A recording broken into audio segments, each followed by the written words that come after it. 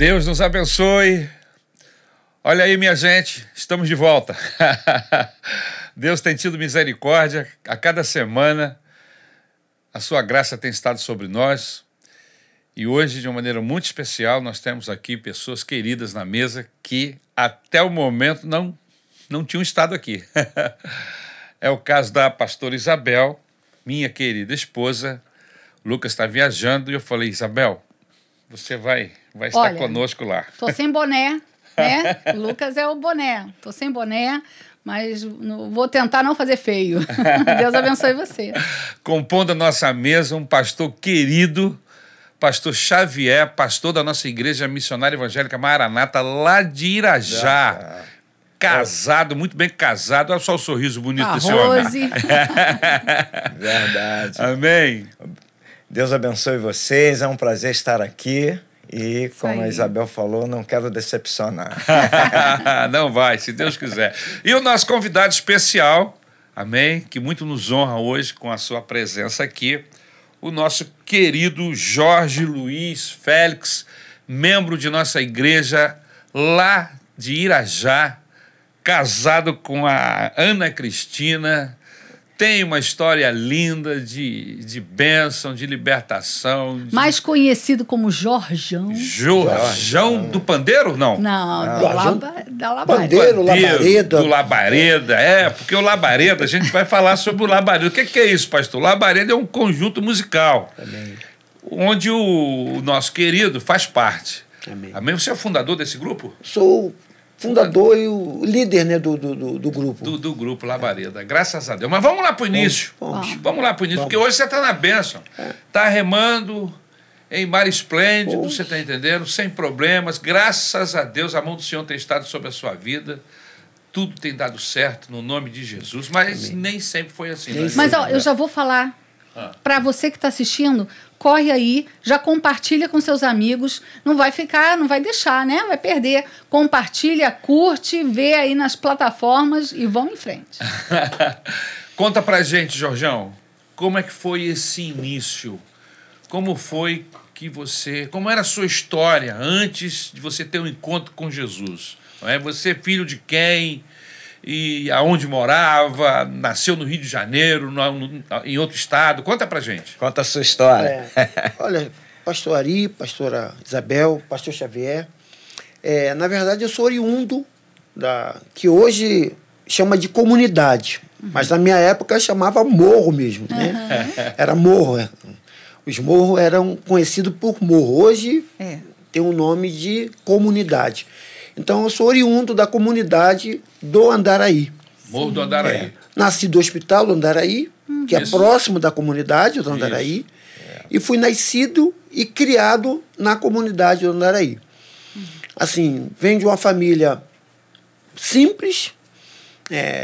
Minha mãe, Aparecida, Maria Aparecida, meu pai, Paulino. Meu pai não exercia muito bem a sua função de chefe da casa, né? Um homem muito varrista, que não exercia a sua função do provedor da casa. Tinha irmãos?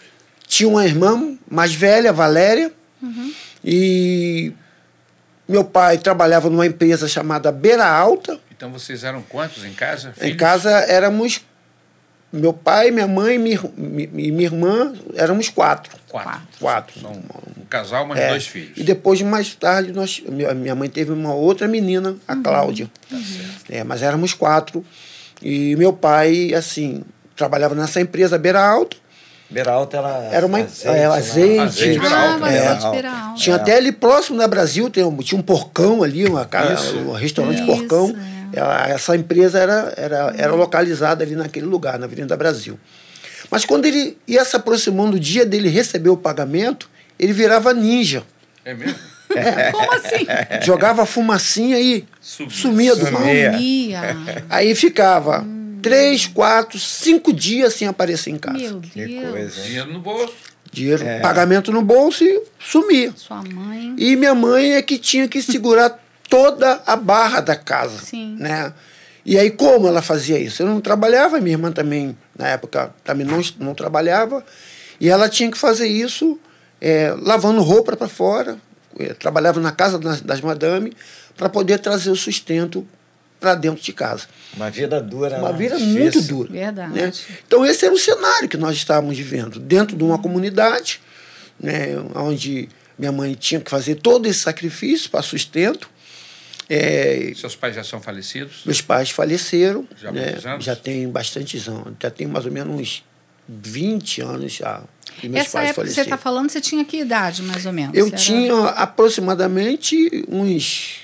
Quer dizer, como eu fui nascido e criado na comunidade, mas eu me lembro bem, assim, uma faixa de... que eu tinha essa consciência, uns 9, 10 anos. E aí, como te impactava? Você queria comprar as coisas, queria ter as coisas e... Não tinha dificuldade, condição, né? porque a única coisa que a minha mãe conseguia prover para a gente era o alimento. Entendi. Vestimenta, eu lembro, eu até falo isso, que e aí eu vou entregar a minha idade, né? Porque a única forma que minha mãe conseguia comprar alguma coisa de vestimenta era no crediário da impecável Maré Mansa. Maré Mansa. Caramba! Eu me lembro dessa propaganda. Ah, eu não sei o que é. Porque ela ia lá, fazia o carnê na impecável Maré Mansa, e aí ela conseguia comprar calçado, roupa, vestimenta para que eu pudesse me vestir. Sim. Então, assim, foi uma vida muito dura, Tá. né? Que nós convivíamos ali com os meus pais, principalmente com minha mãe. E minha mãe também bebia muito, Ah, né? meu Deus. Ela bebia muito, junto com meu pai. Mas vem cá, ele sumia 5 dias, não levava o dinheiro para casa. E quando ele chegava, ele ainda tinha algum dinheiro? Chegava com a cara de pau. É mesmo. Né? E aí começava as brigas, porque a cobrança da minha mãe, porque ele chegava duro, né, sem dinheiro, e aí minha mãe tinha que aceitá-lo, né? E aí ele ficava até o período novamente do pagamento, e aí algumas brigas nós presenciávamos ali dentro da casa justamente por causa disso. Chegou a ter violência doméstica, assim? Algumas seu vezes pai? nós tínhamos que intervir, entrar no meio da briga dos mesmo? pais, né? Porque minha mãe tentava agredi-lo. Ele até não era um homem agressivo. Mas ela explodia, Mas a minha mãe, né? com a ira, com a raiva, Sim. ela queria partir para cima dele. E aí nós tínhamos que, às vezes, eu e minha irmã entrar no meio daquela briga, aquela tudo. E aí fomos convivendo ali na... Nesse período, vocês tinham contato com igreja, com algum tipo de religiosidade? Nesse período, pastor, na verdade, eu louvo a Deus pela uma tia minha chamada Sebastiana. Porque a minha tia era membro de uma igreja próximo da comunidade, igreja chamada Metodista Wesleyana. Certo. E ela fazia reuniões na casa dela e ela convidava todas as crianças da comunidade e levava para a casa dela. E aí fazia aquele lanche, aquele bolinho, aquela coisa toda. As crianças, nós íamos mais por causa do bolo, a intenção do bolo. Isso acontecia toda semana, todo dia? Geralmente era uma vez na semana, essa reunião na casa da minha tia, com aproximadamente, bota aí umas 40, 50 crianças na casa Era ela dela. mesma que falava com Ela as crianças? falava dava, criança, dava o lanche, cantava, aprendia a Bíblia. conduzia toda aquela parte de... Um evangelista de crianças. E depois dali, ela, aos domingos, ela nos levava para a igreja. Acontecia a reunião na casa dela, durante a semana, e ao domingo ela nos levava para a igreja. Descíamos o morro. Era um pouquinho longe, era distante. Dava para ir a pé, era até próximo de um colégio, onde eu estudava, chamado Colégio Epitácio Pessoas. Era o colégio onde eu estudava e a igreja era próximo desse A colégio. escola ainda existe, mano? Existe, ainda existe o colégio lá, Epitácio Pessoas. Ia muitas crianças, Jorjão? Ia, bastante criança. A criançada gosta, né? Não perdia, né? E assim, e era uma coisa meio contraditória, por quê? Porque eu era muito arteiro, muito levado. Então eu aprontava de segunda a sexta no colégio. Sim. Mas chegava domingo, a minha tia me levava para a igreja. E a igreja, eu passava perto da comunidade, que era entre o colégio e a igreja. Então tinha aquele conflito, né? Porque eu tinha que passar com a Bíblia em frente à comunidade para ir para a igreja. Tinha uma Bíblia. Eu tinha uma Bíblia. E aí os coleguinhas do colégio, que sabiam qual aprontava de segunda a sexta, falavam, Como é que esse cara... Poxa, como é A que tua pode? fama era ruim e você com a Bíblia na mão, né? E algumas vezes eu tentava até esconder a Bíblia, né? Para poder passar em frente à comunidade, para não queria ser perder a moral visto, lá. para não saber que era crente. Mas E havia conversões, as crianças recebiam Jesus, porque até então elas assistiam um programa de evangelismo, vamos dizer assim. Isso. Mas havia decisões, você acabou se decidindo nesse período? Do de 9 até mais ou menos meus 15 a 16 anos, eu realmente aceitei Jesus, comecei a frequentar, ia para a escola bíblica dominical lá. Então, assim, foi uma semente que foi semeada, né, Na sua vida e na na minha das vida crianças. e nas crianças, de algumas crianças daquela comunidade. E foi muito bom essa semente. Mas veja como é importante, não é? Aquilo que você falou, estava falando, Isabel, do trabalho com as crianças. A gente estava conversando hoje sobre Exatamente. isso, né? Investir na evangelização Investir na da criança. evangelização Que bacana, das crianças, legal. porque a semente fica. Sim. Em algum momento ela vai germinar. Tem Ela vai... focada ali, E foi literalmente o que aconteceu comigo. Sim. Porque lá na frente eu pude ver realmente a diferença, né? o fruto dessa semente na minha vida. Você se lembra da idade que você entregou seu coração a Jesus? Olha, eu tinha mais ou menos meus 12 para 13 anos. 12 para 13 anos. Quando eu realmente aceitei a Jesus nessa igreja. Se batizou e tudo? Não cheguei a me batizar. Né? Fiquei mais ou menos até os 15 anos frequentando essa igreja. E aí aconteceu um fato, porque estavam na época, isso em 1988, o funk estava aflorando muito no Rio de Janeiro. Verdade. Então, assim, os baile funk estavam, como diz a gíria do mundo, Bombando, mesmo. E aí a minha irmã mais velha, ela não frequentava, ela não ia para essa igreja. Mas ela queria ir para o baile funk. Sim.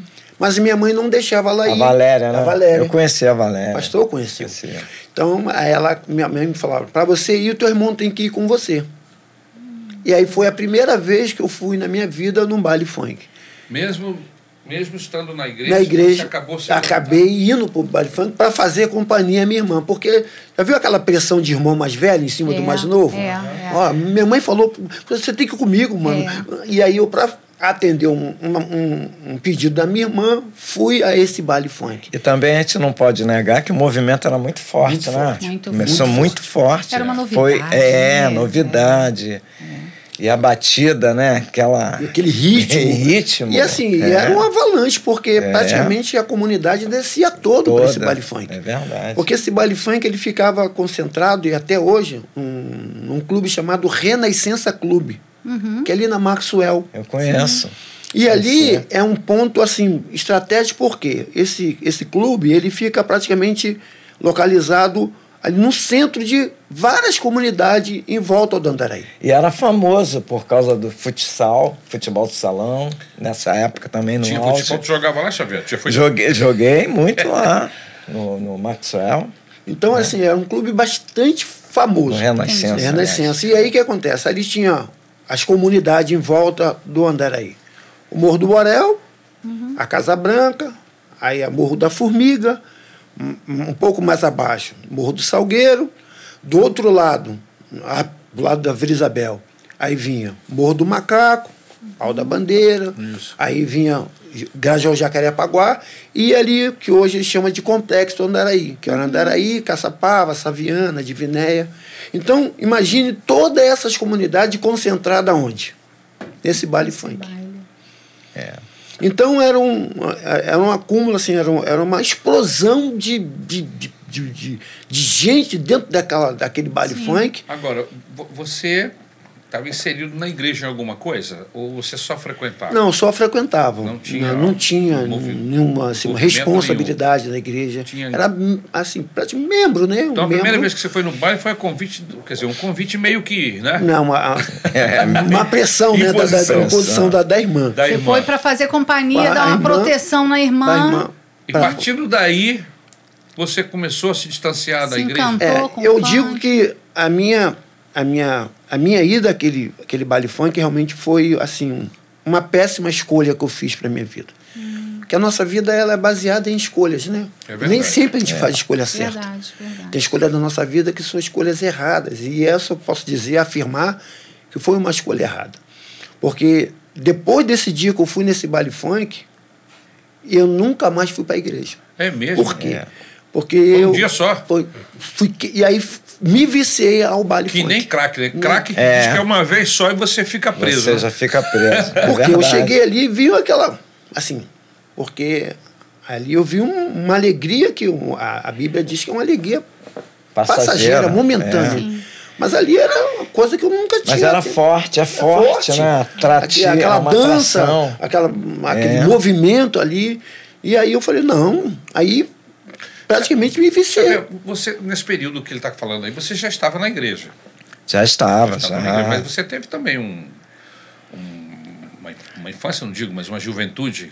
Sim, sim. Nesse período que você está falando aí de efervescência do funk, você já estava na igreja? Já estava na igreja. Acho que já era até diácono. Já era diácono. Alguma coisa assim. Já era diácono. Né? Eu cheguei na Maranata em 80, né? Ah, você 1980. Já era, então. Você está falando de 88, né? Estava falando de 88. Né? Entendi. Já estava caminhando com Cristo. E aí, assim, o apelo era tão forte que eu acabei me tornando chefe de galera do Morro do Andaraí. O que é um chefe de galera do Morro? Porque essas comunidades tinham os seus grupos, né? Cada comunidade tinha os seus grupos e cada grupo tinha um líder que liderava aqueles grupos. E aí eu me tornei chefe de galera. O que fazia essas galera? Porque ali, assim... É para levar pro clube? Pro clube. E ali já havia uma rivalidade. Tinha briga. Por quê? Porque era comunidade com facções diferentes. Entendi. Comunidade que não se dava com outra comunidade. Exemplo, o Andaraí e o Borel sempre foram muito próximos, porque era muito vizinho. Mas o Andaraí não se dava com o Morro do Macaco. Mas quando chegava naquele baile funk, todas as pessoas se encontravam onde? Naquele baile funk. Aliás, esse interessante, isso aí, eles reproduziram o que acontecia no carnaval. No carnaval eram, por exemplo, os blocos, não é?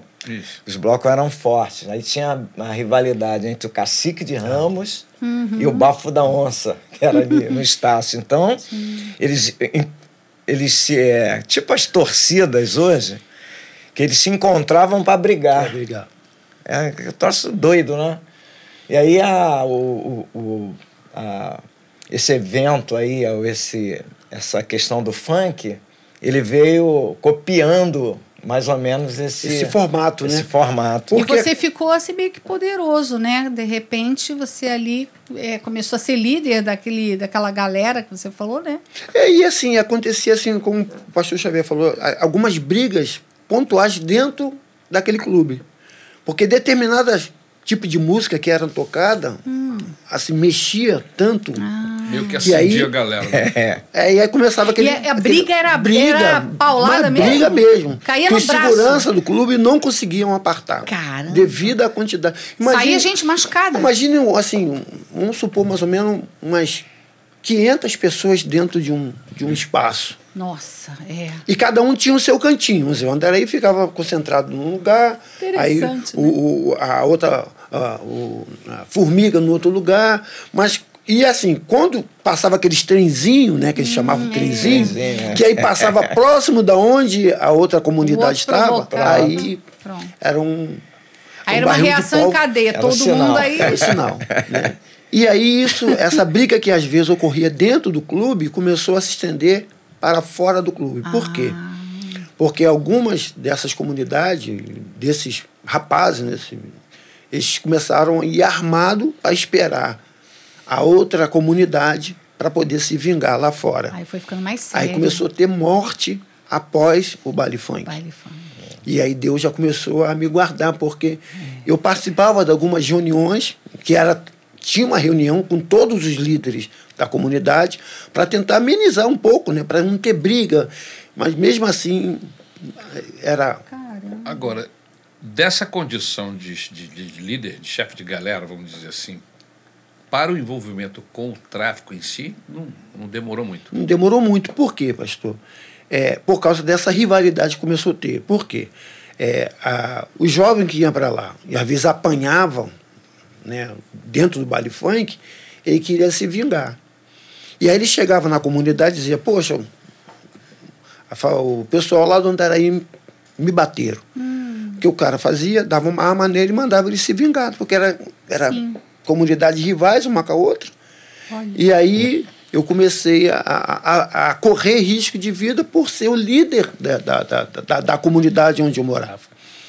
E algumas mortes começaram a ocorrer.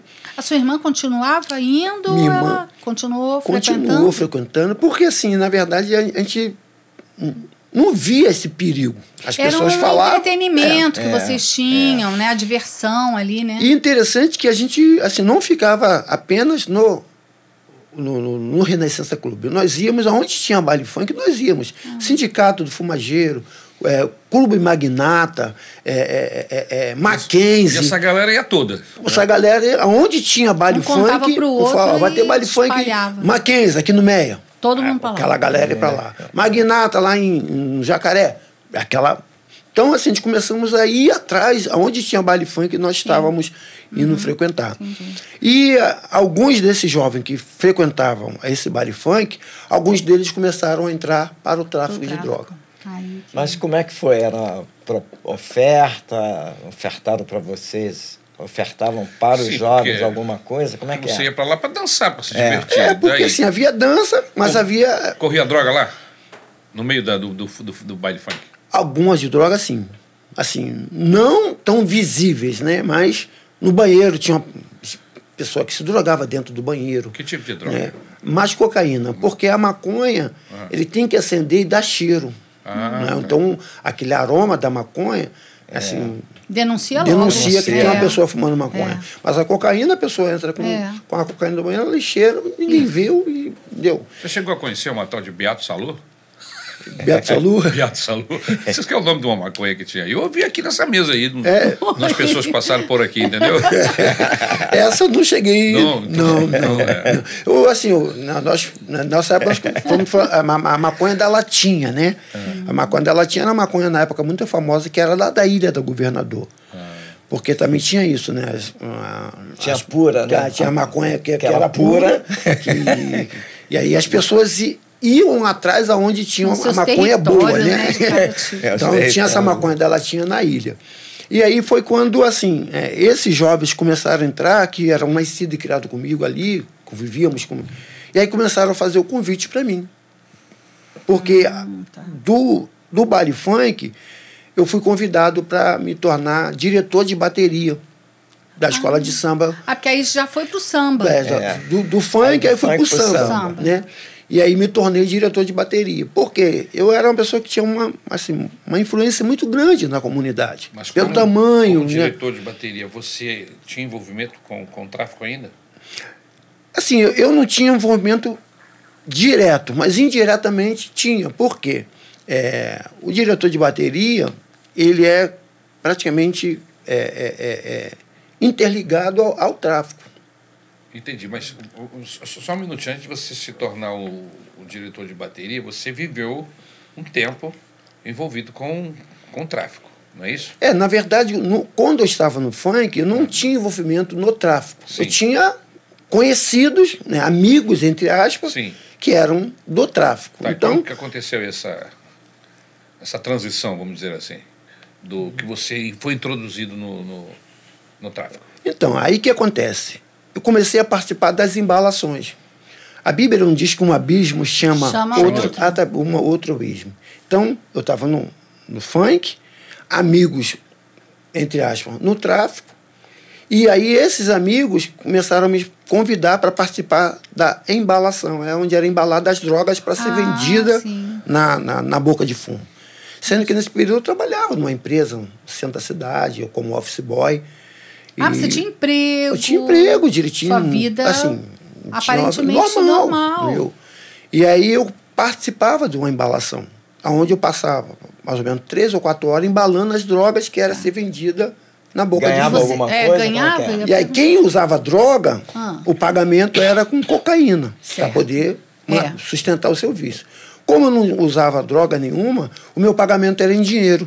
Que Você- interessante, você não usava. Não usava? Não, Nunca usou? nunca usei. É Assim, mesmo? cocaína não. Fui usuário de maconha durante Entendi. muito tempo.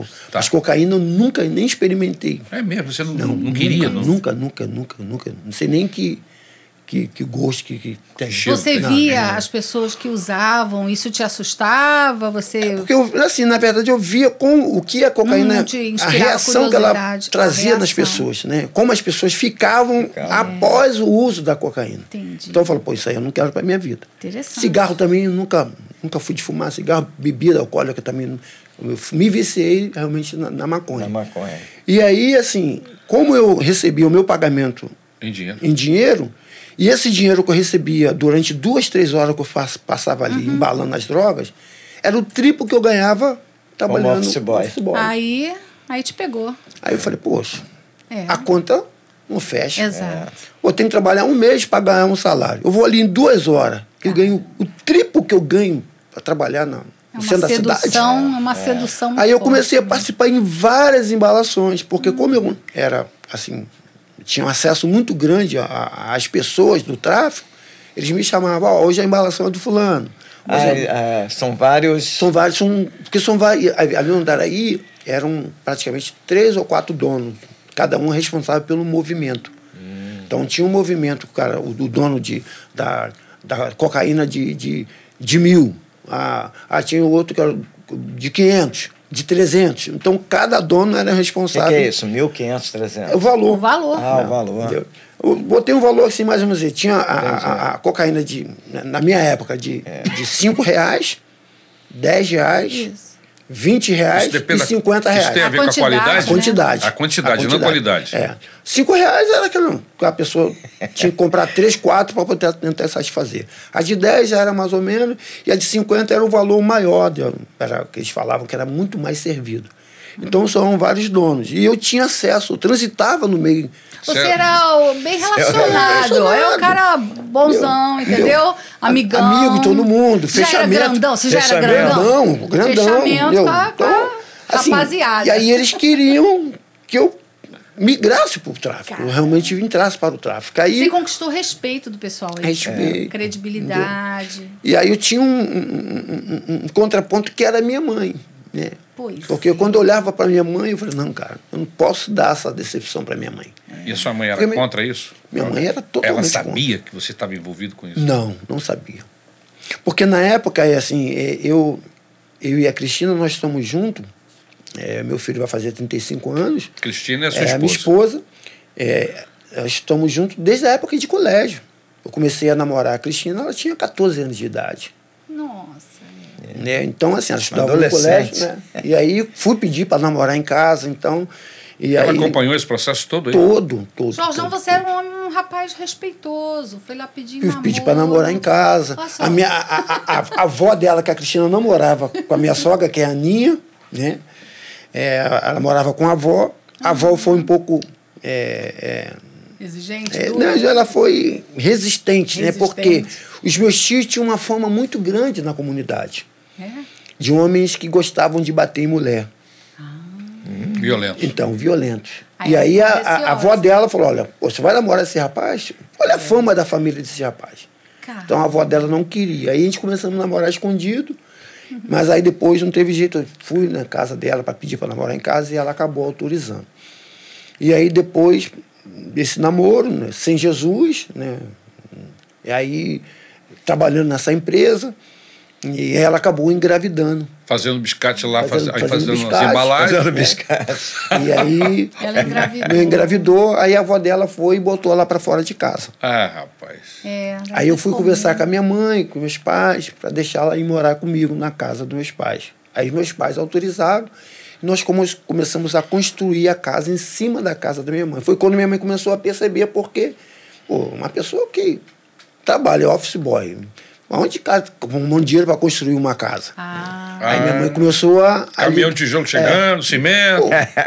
E aí minha mãe me Teu pai pressionou. era vivo Meu pai nesse era período? vivo. Né? E interessante que a minha mãe, ela usava alguns ditados, né, popular, para me impressionar, né? Ela falava, olha, Jorge, me diga com quem tu andas, Que que eu te direi quem tu és. Tua mãe era esperta. Quem se mistura com porco, Farelo come. eram ditados que minha mãe usava, Sim. né? E que Contendo hoje eu muita posso sabedoria. ver que a Bíblia fala sobre isso, né? Que a má conversação, Sim. ela As más corrompe companhias, de bons corrompe costumes. Verdade. E eu não queria dar esse desgosto para minha mãe por causa do sofrimento que eu via minha mãe sofrer Você com meu tinha pai. princípios, Tinha. né, de respeito com ela. Embora estivesse fazendo as coisas erradas, mas você tinha temor, né? E a Cristina? Ela percebia, ela sabia desse A Cristina sabia, porque assim, a mãe da Cristina, a Aninha, a minha sogra, ela já tinha envolvimento. Ela já tinha sido mulher de traficante, ela era usuária de cocaína. Nós vamos trazer a Aninha aqui, cara. a testemunho dela é forte. Aninha tem, Aninha é forte. Então, assim, ela... E eu era, assim, parceiro da Aninha, porque eu dava cocaína para ela para poder ficar amigo Tu era da parceiro sogra. da mãe da tua mulher? A sogra era parça. Papai era parça. Então, assim, eu comprava a sogra com a cocaína, porque... E, assim, era um mundo que nós vivíamos ali naquele lugar. Sim, era algo comum ali, né? É. Uma prática. Mas ela chegou a ter envolvimento também, a sua Não, esposa? a minha esposa nunca, nem bebida, cigarro, nada. Minha esposa sempre foi muito... Você só levava o resultado da droga para casa, Da mas ela droga, não não. tinha envolvimento nenhum. E até que, assim, como diz aquele ditado, água mole, pedra... De tanto os caras insistir comigo, eu acabei aceitando a entrada para o tráfico de droga. Mais pesado. Mais algo- pesado. O que significa? Você para de ser embalador, trabalhar na embalagem, e agora você vai trabalhar em uma outra esfera. Gerenciando. Agora eu assumo realmente o que a identidade de ser traficante. Caramba. Porque até então eu não tinha, assim, envolvimento direto ao tráfico. Andava armado. Não andava armado, aquela Não. coisa toda. Ia lá, ganhava meu dinheirinho, né? saia fora. E ia embora. Mas agora não. Aí Agora você eu passava- assumi. Mas Tinha o que você faz? Qual é a função específica desse líder? Não, porque na verdade eu não cheguei. Na verdade, o tráfico, naquela época, a pessoa não entrava direto assim a receber qualquer tipo de posição ou de cargo. Ele era testado. Vamos dizer, na minha época, uma pessoa que entrava a primeira vez para o tráfico de droga, ela ganhava um revolvinho, um oitãozinho, 3 oitão, e ia ficar com fogos lá para avisar que a polícia chegava. Essa era a sua função. Eu não cheguei a esse patamar, porque, assim, devido entre aspas, a consideração que eu tinha, logo assim que eu assumi o tráfico de droga, eu ganhei uma metralhadora e uma pistola. Você pulou, então, etapas, Pulei né? etapa. Pulou E isso etapa. causou até um pouco de ciúme Imagino. Sem dúvida. aos traficantes. Porque, falou, pô, como diz, pô, o cara chegou agora, já tá na sentou na janela? janela. Pô, tô aqui, eu fui lá ser fogueteiro, avisar. Pô, o cara nem pulou essa etapa, já tá aí com uma arma. E foi aí que minha mãe tomou conhecimento. Ei, rapaz. Porque eu andava com uma INA calibre 45. Cara. Não tem como esconder uma INA Não. calibre 45. Mas você aprendeu a lidar? lidar com Não, na ela? verdade, eles davam arma pra gente. E você se Assim, virava. e a gente tinha que dar o nosso jeito. Tinha uma horta lá, próximo ao Andaraí, a gente ia pra lá para treinar tiro, porque até para manusear a arma, ele não ensinava a gente como manusear.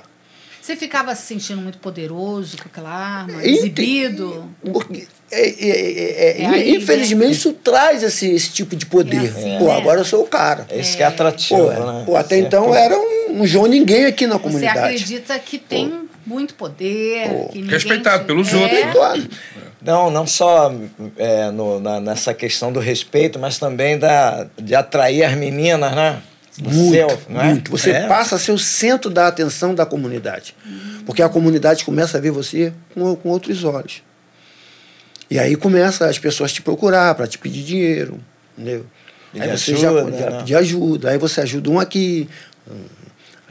Nasce uma criança, eles dão para você batizar, porque sabe que você vai bancar toda a festa da criança. E sem contar a prostituição, né? Que as mulheres começam... Porque até então você era como eu falei, um João Ninguém. Agora você é um traficante andando armado, né? E aí eu comecei a... Dar ordem, dar né? ordem. Decide. Entendeu? E comecei a ganhar destaque, e a minha ascensão no tráfico foi muito rápido.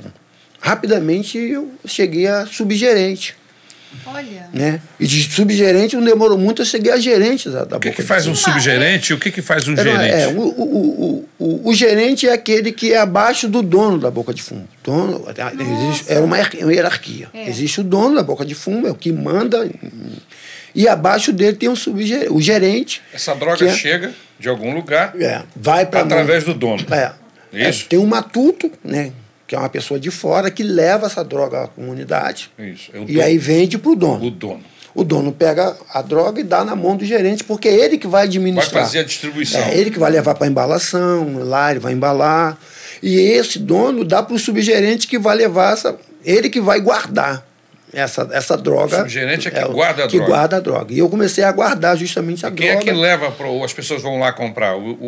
Essa droga é levada até as pessoas? Não, a droga é levada até o ponto de venda da comunidade. E as pessoas vão até lá. Vão lá. Ou seja, as pessoas que são os usuários de drogas, elas vão até o ponto comprar. No caso do ponto, na época, era... E detalhe, eles não medem esforço para ir onde tem uma droga, principalmente quando eles têm conhecimento que é uma droga... O usuário, né? O usuário, de uma qualidade boa. De qualidade.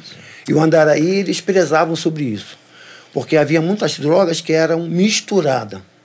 Eles chamavam droga batizada, né? Que eles batizavam. Pegavam, aí tinha o... eles lá eles não gostavam de misturar a droga, eles vendiam a droga tinha o controle pura. de qualidade. Então isso atraía o quê? Os usuários. Porque era a divulgação. Ia muito. Poxa, é porque eu não tenho aqui, mas na época, o Andaraí chegou um período tão grande de divulgação que o Jornal do Brasil, ele filmaram, tiraram uma foto de uma fila quilométrica de viciado.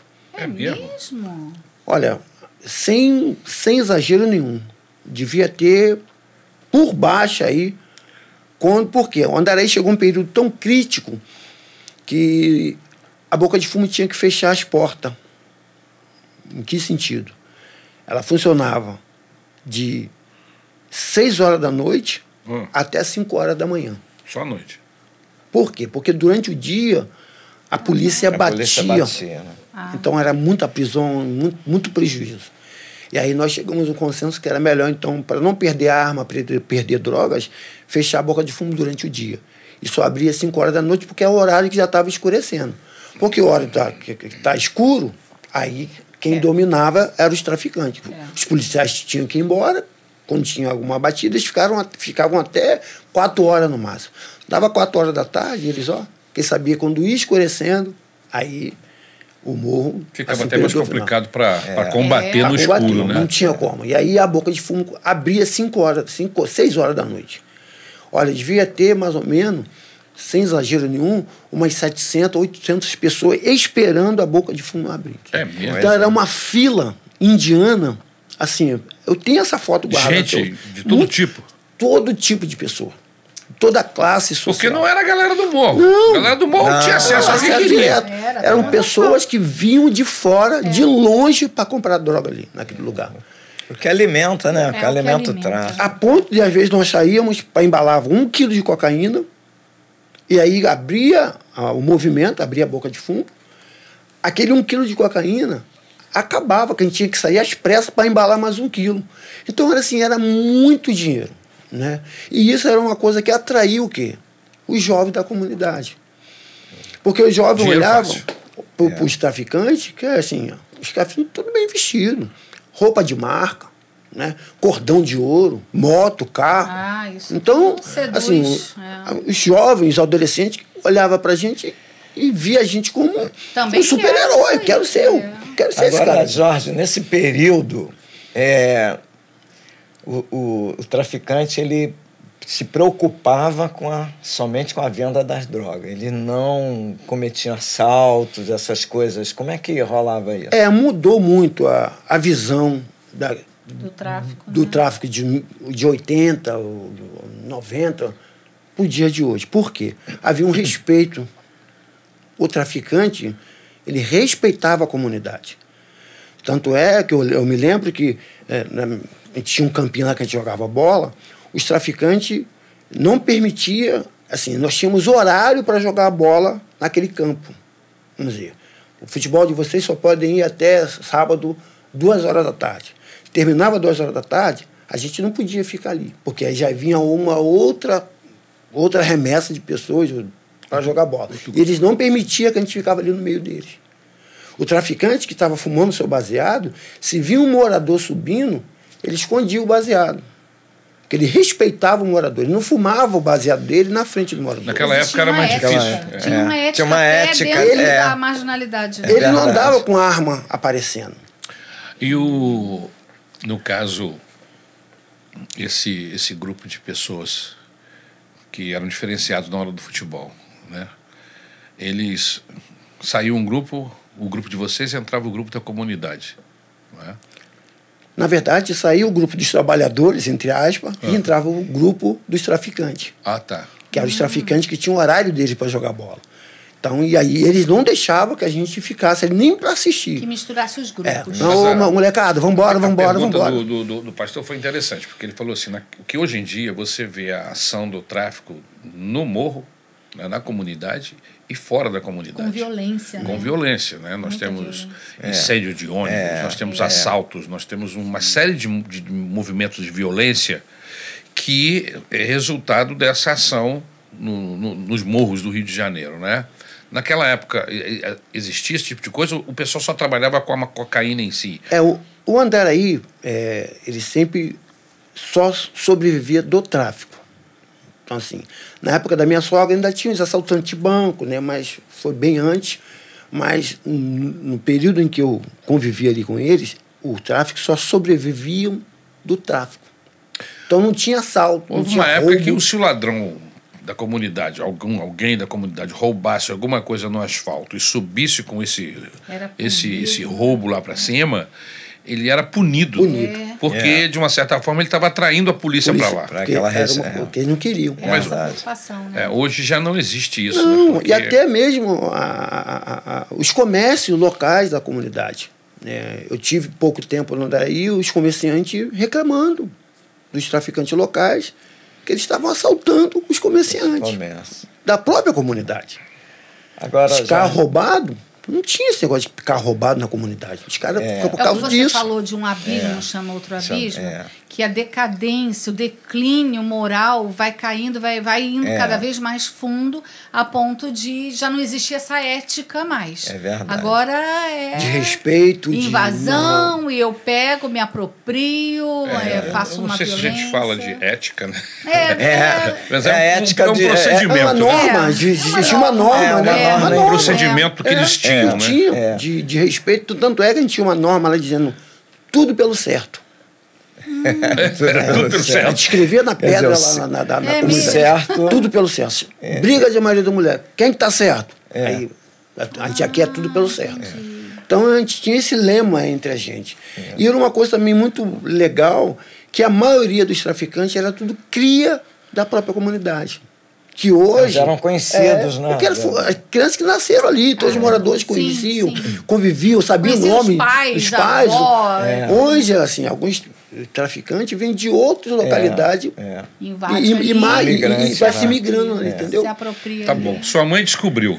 Minha mãe foi descobriu, isso? E aí foi uma decepção muito grande para ela. Sim. E a atitude dela comigo foi romper o relacionamento comigo.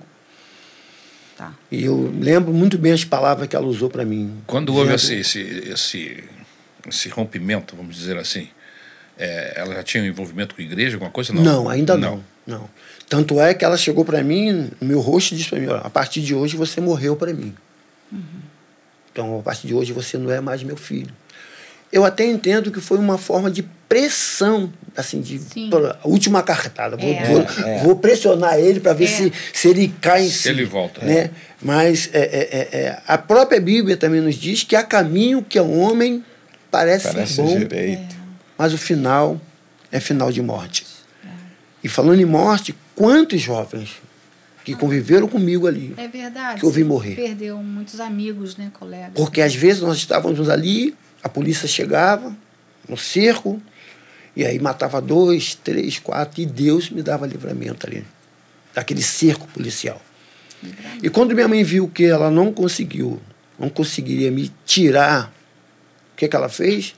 Ela vai e se muda do Andaraí. Aí foi nesse período que uma prima minha, chamada Kátia, falou da Maranata de Vila Isabel. E convidou para minha mãe ir nessa reunião da Maranata lá em Vila Isabel. Ela mudou para onde? A minha mãe foi se mudar, foi morar em Iaúma. Que Andaraí, Vila Isabel é colado, né? E lá ela gostou muito da reunião, e lá as irmãs começaram a orientar minha mãe que ela tinha que orar por mim. Isso já era década de 90, não? 90, mais ou menos. 90, 91, mais ou menos. Como é o nome da sua mãe? Maria Aparecida. Maria Aparecida. Será que a gente chegou a conhecer, Isabel? A gente pastoreou a igreja de Vila Isabel. Até 93, 94. 93, 94. Será que ela estava por aí? A minha mãe frequentou. Quando eu cheguei na Maranata de Irajá, o senhor estava saindo. Vocês conheceram, vocês não vão, não conseguirão associar. O nome da pessoa. Porque ela era muito retraída, muito quietinha. Você conheceu? Conheci, muito contato. Ela fiz gabinete com ela. Que legal. Ela era uma mulher de oração. Se converteu mesmo a Jesus. Impressionante. Ela fazia visita. Ela do tempo do Walter, da Sônia. Ela se converte aqui na Maranata de Vila Isabel. Vila Isabel. Aí depois de Vila Isabel, ela veio frequentar aqui na Tijuca. Quem estava na época aí era o pastor Paulo. O pastor Paulo César Brito, que era pastor dali. Exatamente. Aí ela passou a orar por você. Aí ela veio para Tijuca, começou a frequentar as consagrações aqui da Tijuca. E aí aqui as irmãs orientaram ela que ela tinha que fazer as pazes comigo. Porque até então ela se mudou do morro, não me queria mais rompido. E você ficou lá no morro? Eu continuei. Tomou conta da casa dela e da sua. Fiquei lá, absoluto, né? E aí, assim, mudou totalmente as vestes, já andava de carro, cordão de ouro, e como diz o dono da cocada preta, né? Entendi. Mandando. Preta e branca. Preta e branca. E assim, e a Cristina sofrendo comigo toda essa situação. Ela reprovava as suas atitudes. Totalmente. Por quê? Seu filho ou filha nasceu nesse período? Porque aí acontece. Aí meu filho nasce, o Jefferson nasce, e aí eu começo, ele assim, dá um péssimo exemplo pro meu filho, em termos, porque eu vestia meu filho todo malandreado. Roupinha, cordãozinho de ouro. Meu filho andava todo se gingando. Molequinho pequenininho. Espelho. Né? Espelho negativo que ele estava vendo, o que o pai estava reproduzindo. Sim. A ponto de ter um baile funk lá na quadra, eu colocava o meu filho para puxar um trenzinho só de traficante. Uma criança de 3 aninhos de idade puxando um trenzinho só de traficante. E eu achava, ficava muito zangada. Eu achava aquilo lindo, né? Maravilhoso, né? Meu filho. E aí a minha mãe veio para Tijuca, e aqui as irmãs começaram a orientar para ela que ela tinha que fazer as pazes comigo. E foi um dia que ela levou para mim uma Bíblia, um Novo Testamento. Ela foi lá no morro? Foi lá no morro. Aí me abraçou. Fez as pazes. Aí fizemos as pazes. Ela tem um presente para você. A única coisa que eu te peço é que você leia todas as vezes que você for dormir e quando você acordar o Salmo 121. E aí eu abri aquela Bíblia, o Novo Testamento, e o salmista começa a dizer: eleva os meus olhos para os montes. De onde me virá o socorro? Era aquele Novo Testamento com salmos. Com salmos.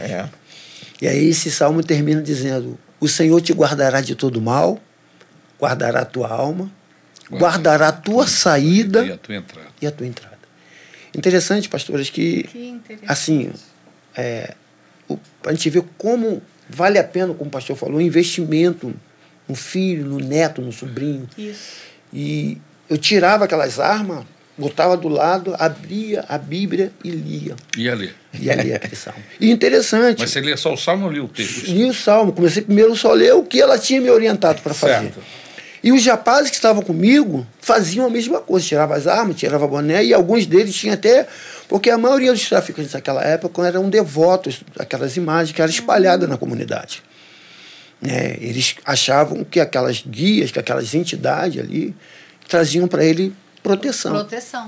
Sim. Em contrapartida, eu um traficante que andava com um Novo Testamento dentro da bolsa. E aí eles começaram a ver e começaram a me pedir para que eu arrumasse para ele aquele livro. Para eles lerem também. Olha Aí eu peço minha mãe começa a trazer para mim os livros e eu começo a distribuir para eles. Começa a fazer tráfico de Bíblia lá para cima. Mas, ó, o livro poderoso, né? Interessante, pastores, que eu comecei a dizer para eles o que eles iam ler. Falei, ó, você vai ler o Salmo 23, você o 91, você o 86. Então, assim, para a gente ver como esse Deus, a multiforma, graça e misericórdia. Rapaz, e tem gente que não crê na Bíblia, na palavra de Deus, né? Coloca a Bíblia Sagrada num presídio e volta daqui a um ano. Isso. Coloca a Bíblia na mão de uma pessoa em qualquer lugar e volta daqui a algum tempo. Verdade. Se não houver uma transformação nele ou nas pessoas que tiveram contato com a palavra de Deus. É fantástica a palavra de Deus. E eu comecei a provar, eu falo que esse salmo, ele faz parte da minha vida. Porque o Senhor realmente me guardou de muitos males. Com certeza. Você ainda ficou muito tempo. Perigos de morte, pastor. Você ainda ficou muito tempo ainda. Você ganhou algum tiro alguma vez na vida? Eu nunca fui alvejado. Mas, pô, eu ganhei muito tiro. Teve um período que eu, assim, eu falo que... Nenhum tiro penetrou no seu corpo. Não, no meu corpo. Mas eu recebi polícia. Mas você mandava a bala na tua direção. E aí, Deus me guardava. E com certeza. Teve um período que os policiais armaram uma emboscada. Por quê? Qual era o lema dos traficantes? A polícia chegava no pé do morro, na subida do morro, o traficante automaticamente ganhava a parte alta do morro, que era a nossa defesa. Então, todo mundo corria a parte alta. E os policiais subiam pela rua, né? Na rua tinha a Rua Leopoldo, e eles... E até onde dava com a viatura, e depois eles desciam. Sendo que nesse dia, o que eles fizeram? E a gente sabia que quando os policiais estavam indo embora, que a viatura descia, a gente voltava tudo de novo. O que eles fizeram? A viatura desceu vazia, e eles vieram a pé pela parte baixa e foram ganhar na parte alta, e ficaram num lugar que eles sabiam que a gente ia passar por ali. Eles entraram na casa do morador, mandaram o morador ficar quieto, esperando a gente passar. A viatura desceu, aí a gente tinha um código, a gente assobiava no cano do revólver para dizer que a polícia estava indo embora. E assim aconteceu. Quando a viatura desceu, que a gente voltamos, nessa volta, eu me lembro que eu cheguei para ele e falei, olha, nós não vamos ganhar a parte alta hoje. Se porventura era umas 4h30 da tarde. Falei, se porventura eles voltarem, tinha uma escadaria que saía justamente na boca de fundo. Nós vamos ganhar essa escadaria e vamos sair na parte de baixo. E esse era o combinado. E aconteceu justamente isso. A viatura voltou. Quem desceu comigo as escadas sobreviveu. Os que subiram para ganhar a parte alta, morreram. Os policiais mataram tudo. É mesmo. Então, assim, eu comecei a ver assim, o poder da intercessão. Sua mãe orando. Da minha mãe orando. Você foi reconhecendo isso? E eu comecei a ver isso. Dos livramentos de Deus na minha vida. De perigo. Fui preso algumas vezes. Né? A polícia prendia. Mas era mais para acharcar o traficante. Eles pediam um valor. O traficante dava, ele soltava. E teve um episódio que eu vim batizar uma criança aqui na igreja Santo Afonso. Você desceu? Uma comadre minha aqui do Morro do Salgueiro. E os caras falaram, cara, não vai. E eu, aquela teimosia, desci. Estou dentro da igreja armado. Daqui a pouco estou vendo uns homens fortes entrar pelos corredores da igreja. E o rapaz fazendo para mim assim que tinha sujado. Sujou. E aí eu comecei a ficar desesperado, querendo arrumar um lugar para fugir. Né? Aí peguei a arma, passei para a garota que estava ao meu lado. O padre esticou um olho que ele viu a arma. E aí, quando tinha as escadas para descer para consagração, para consagrar a criança, quando eu desci a escada, os policiais foram e me fecharam. Ela perdeu. Mas nós vamos esperar você acabar de batizar a criança. Aí eu relaxei, falei, não tem mais jeito, estou preso. Já saí dali preso, fui parar na delegacia. E aí eles pediram uma quantia de dinheiro. Eu dei o dinheiro que eles pediam e fui solto. Então você, com esse tipo de prisão, você nem era fichado. Né, assim, como eu era trabalhador, carteira assinada, aquilo tudo. Então, e era mais para Mas acharcar pra mesmo, tirar, né? Para tirar. Você extorquir, ainda né? tinha trabalho nessa época? Não, já tinha saído, mas aí eu andava com carteira, porque era carteira assinada. Então eu andava com a carteira, qualquer coisa, eu puxava a carteira, dizia que era trabalhador. Entendeu? Tinha documento, aquela coisa toda, era um álibi que eu tinha, né, para justificar que eu não era traficante. E aí fui preso nessa vez, fui preso umas 2 vezes no morro, e a minha última prisão foi assim, aí os anos foram se passando, a fama foi se estendendo, que aí outras comunidades, mulheres de preso vinham me procurar para poder dar dinheiro, para intervir. E aí foi cada vez mais assim, ficando mais intenso. E o dinheiro que você ganhava, como é que você ganhava muito, né? Muito dinheiro. Nesse período. E aí, não assim, aproveitou? Na verdade, assim, lá a gente tinha, assim, na época, uma ideia de investir em táxi, caminhão, dólar. Ah, é? Então a gente ganhava o dinheiro, comprava dólar. Ganhava o dinheiro, trocava em dólar. E aí ia aguardando. Aí eu comprei um caminhão, comprei um táxi e dinheiro comprando dólar e botava motorista para trabalhar para você. Trabalhar. E fiquei nesse período aí. E foi quando eu fui preso mais uma vez, eu e mais 3 gerentes que dormíamos na mesma casa. Aquele dia foi assim, eu pensei que eles iriam assim, executar todo mundo, que eles mandaram te deitar no chão, botar a mão na cabeça. Mas quando eles viram que eram 3 gerentes de peso da comunidade, eles nos levaram e o valor que eles nos pediu para a nossa soltura, $120 mil. Imagine isso, Caramba. 91, 92. $120 mil. $120 mil. Era o preço pela soltura dos 4 gerentes top da comunidade. Falei, a gente não vai sair. E aí, junta as comunidades vizinhas, né, os amigos, vai lá, juntaram o dinheiro todo das bocas de fundo toda, não chega a gente esse valor. E aí, daqui a pouco, eu tô vendo os caras se arrumar, trocar de roupa, botar perfume, e ele chega para mim e fala, olha, nós vamos ali, vamos voltar e vamos deixar vocês em casa. Falei, poxa, beleza, os caras conseguiram dinheiro para a nossa soltura. Até então eu não sabia quem estava financiando esse dinheiro. Aí, daqui a pouco os caras chegaram, rindo à toa, e botaram a gente na viatura e deixaram a gente no pé do morro. Alguém pagou, então, essa dívida. Chegamos no morro, aquela festa, fogo, os caras chegaram, aquela festa, uma comunidade toda descendo. Aparentando uma vitória. Uma vitória, né? Mas até então nós não sabíamos quem tinha financiado a nossa saída. O tempo passou, eu comecei a desejar a sair daquela vida. Isso eu queria saber. Foi aí que você tomou a decisão? Porque eu comecei a ver o quê? Porque por mais dinheiro que eu tinha, eu dormia com uma mochila cheia de dinheiro. Mas ficava com fome desde a hora que eu chegava às 5 horas da manhã até 6 horas da noite. Por quê? Porque o Andaraí chegou um período também que tinha muita caguetação.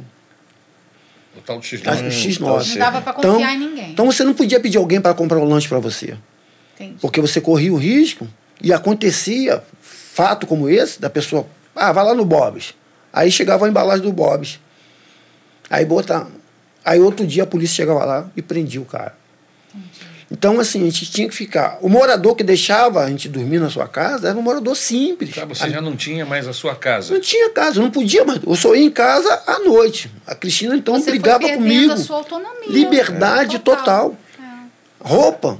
A Cristina que tinha que vir na Praça São Alguém tem que comprar. Desce lá e compra e dá o preço que quiser, né? Não, a gente pagava o que diziam. O que falavam que era. R$5 mil a gente pagava, e rindo. Entendi. E, tênis. Então, e isso quando eles não levavam até a gente roupa, que a gente comprava muitas coisas. Eventos, a gente financiava. Esses grupos de pagode, esses pagodeiros, a gente levava todos eles até a gente. Porque a gente não podia descer. Então, a nossa única diversão era trazer esses artistas até a gente. Prisioneiros daquela situação. Verdade. E isso começou a trazer esse desejo de querer sair. E foi então que eu comecei a, dentro das minhas limitações... Quanto tempo demorou, Jorjão, tempo em que a sua mãe começou a orar para você, por você, lhe deu o Novo Testamento, você saiu lendo junto com os demais, até o momento que você toma a decisão, qual é o tempo? Você tem uma ideia? Olha, pastor, mais ou menos uns 3 anos, mais ou menos. Uns 3 anos. Uns 3 anos. Depois dessa nossa soltura, dos 4 gerentes, aconteceu um episódio que isso aí foi marcante para a minha vida. Porque foi descoberto um rapaz que estava infiltrado no meio da gente, que era informante da polícia. Então ele aqui... E a gente levava ele porque ele era um rapaz que não era do morro, que apareceu lá do nada, mas ele ficava acordado a noite toda. Então a gente botava ele para ficar tomando conta do lugar que a gente estava dormindo, para se acontecesse alguma coisa ele avisar a gente. Então ele tinha conhecimento aonde cada um dormia. Sim. E ele começou a entregar. Mas você não chegaram a desconfiar, não? Como porque ele chegou, ele chegou, já viu aquela pessoa que chega? Era um baiano, mansinho, manso, chamava a gente de Negueba, pô, Negueba. Negueba? Negueba, aquela pessoa prestativa, né, que tava sempre... E a gente jamais passou na nossa mente que ele era informante. Até que um dos rapazes foi preso, chegou lá, viu ele entrando na sala, aqui na 19DP, entrando lá na sala, e aí ele chegou no morro e comunicou quem era o informante. Porque a gente tinha aquela desconfiança. Pô, cara, não é possível. A gente esconde uma coisa aqui e os homens vão lá e descobrem. Pô, fulano vai dormir, chega... Dessa vez mesmo que foram presos os 4 gerentes, ele é que estava tomando conta do lugar que a gente estava dormindo. Aí a gente começamos a ligar uma coisa na outra. Fala, poxa. E aí o rapaz chega e conta. E aí o dono, então, decide executar esse rapaz. Caramba. E me chama, porque até então, eu louvo a Deus porque eu nunca, assim, ele me falava que eu era o bandido bom. Eu não gostava de fazer maldade, crueldade com os outros. Eu ainda até falava para ele, olha, ninguém tem o poder de tirar a vida de ninguém. Só Deus, eu falava para eles. E ele me chama para poder executar esse rapaz. Caramba! A minha sorte, o meu livramento, é que o dono ficou tão irado que ele desceu com uma fúria tão grande. E o rapaz estava, assim, tinha uma quadra e um espaço, um largo, e o rapaz estava ali. Ele mandou os viciados sair tudo, embora. Ele nem esperou. O rapaz que não foi se aproximou dele. Ele executou. Mas aí o outro rapaz que estava do outro lado começou também a atirar no rapaz caído. E a rua era de paralelepípedo. O que aconteceu? O rapaz que atirou lá, a bala bateu no chão, pegou no pescoço do gerente. Caramba! A outra bala pegou na coxa do dono. Meu Deus, tragédia. E aí foi quase assim, uma tragédia que aconteceu. E aí esse episódio, assim, e eu já estava cogitando a possibilidade de ir embora. Porque quando nós conversávamos lá entre a gente, o nosso lema era o seguinte, poxa, vamos fazer um pé de meia e ir embora. O plano era algo temporário. Dá vaga para outro, bota outro no lugar. E aí eu já estava costurando para, vamos dizer, daqui a 20 dias eu ir embora. Sim. Aí o dono vai e é baleado, o gerente é baleado. E aí eu não pude ir embora, porque o dono teve que se ausentar do morro. Você ficou preso. E aí eu tive que ficar preso no morro. Aí nesse dia eu lembro que eu cheguei no beco. Mas isso era um plano seu. Meu plano. O dono não sabia, nem ninguém sabia disso. Não, a gente já tinha. Já tinha armado? Não, já estava tudo. Já estava costurado? Tudo costurado. Já estava tudo acertado, deu daqui a 20 dias. Porque eu já tinha feito alguns planos. Não, depois do carnaval eu vou embora. Chegava depois do carnaval, aconteceu alguma coisa. Mas eles não criaram nenhum tipo de empecilho? Não, porque assim, éramos tudo cria. Era tudo nascido e criado. Tudo amigo. Tudo amigo. Assim, então, e a gente conversava abertamente sobre isso. O próprio dono falava, cara, olha só, olha, eu estou investindo, eu tenho um restaurante, daqui a um tempo vou botar fulano no meu lugar. Olha. Então, outro... Tinha uma frota de táxi, então, outro apartamento. Era outro modelo, não é? Não tinha aquela coisa de ficar até morrer. O pessoal usava a droga, vamos dizer assim, para ter uma relevância financeira e sair fora. Fazer o pé de meia e ir embora. Entendeu? E aí algumas vezes eu tinha feito alguns planos meus e não consegui porque aconteceu alguma coisa. E nesse dia estava tudo já acertado para daqui a 20 dias eu ir embora. A Cristina já tinha saído do morro, eu tinha mandado a Cristina sair do morro, procurar uma casa. Aí ela foi morar com a minha mãe para procurar uma casa, daqui a 20 dias eu já estava vindo embora. E aí aconteceu esse fato. E aí eu tive que ficar preso, esperando o dono se recuperar para voltar. Nesse inteirinho eu comecei a vir para a casa da minha mãe, porque o único refúgio que eu tinha, que às vezes chegava a notícia, amanhã vai ter batida policial. Aí chegava às 5 horas da manhã, eu montava na moto e saía fora do morro. Como que vocês conseguiam essas informações? Da batida e tal? Tinha alguns policiais que levavam essa informação para a gente, entendeu? Entendi. Porque tinha muitos policiais que eram até amigos, entre aspas, de traficante, entendeu? Então ele informava, ó, vai ter batida amanhã, ó, vai acontecer isso e isso. Aí você abria. Aí... Mas você viu o sentimento, o desejo de sair daquilo brotou no teu coração. Brotou. E aí como é que foi esse processo? E aí o dono se recuperou, voltou, eu conversei com ele, que já falou, pô, tive que esperar mais ou menos 3 meses para ele se recuperar. Sim. Quando ele se recuperou, falei para ele, como já estava tudo certo, falei, não, negão, é isso aí, o papo de futuro, pode... E é aquela choradeira, os moradores, os amigos, e eu me despedi deles, entreguei tudo que eu tinha e fui embora. Vem cá, qual é o momento em que você vai para uma casa de recuperação? Então, agora? porque aí é que acontece. Aí fui para casa da minha mãe, em Guadalupe. Chegando na casa da minha mãe, passou-se uns 3 ou 4 dias, fui preso na casa da minha mãe. Preso na casa da sua mãe? Porque eles chegaram lá, eu tinha um vulgo, né, de Angu, né, Jorge Angu. Jorge Angu. Era o meu vulgo. Por que Angu? É porque minha mãe, na época de colégio, como ela era muito pobre, ela não tinha dinheiro para comprar merenda. O que os pais dela faziam? Ela levava angu na merendeira. Como lanche. Então eu chegava no lanche dela, aí ficou Maria Angu. Minha mãe, o apelido da minha mãe era Maria Angu. Como tinha uns moradores mais antigos que conheciam o apelido da minha mãe, me associou a Jorge Angu por causa da minha mãe. Entendi. E os policiais chegaram na casa da minha mãe, eu dei documento, me identifiquei, e aí até então eles ficaram em dúvida se era ou não, sendo que eles levaram a minha mãe à parte. E aí eles falaram, pode falar, nós já sabemos o vulgo do teu filho, e é ele mesmo. Aí minha mãe foi e abriu o bico. E aí fui preso. O carro que eu tinha comprado na época para a Cristina, eu perdi, mas um dinheiro que eu tinha, eu tive que dar. E eles queriam que eu ligasse para o morro para pedir mais dinheiro. Eu falei, olha, eu não estou mais no morro, já saí, pode ligar para lá, o informante de vocês vai dizer para vocês que eu não estou mais no morro. E aí, algum dinheiro que eu tinha, eu perdi, mas não voltei para o morro.